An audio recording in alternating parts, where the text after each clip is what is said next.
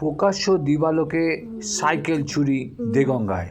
এমনই ছবি ধরা পড়ল সিসিটিভির ক্যামেরায়।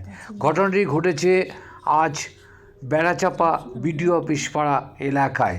দেখুন, এক যুবক হেঁটে হেঁটে আসছে এই গলি ধরে হেঁটে হেঁটে আসছে, যার পরনে আপনারা দেখতে পাচ্ছেন একটি টি শার্ট এবং কালো রঙের প্যান্ট, কোমরে একটা বাঁধা।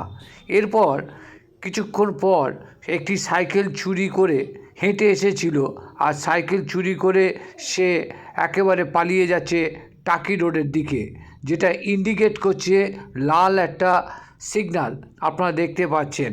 এখন প্রশ্ন উঠছে, দিবালোকে এই যে একেবারে চুরি করতে আসা যুবক কে, কোথা থেকে পেল এই সাহস?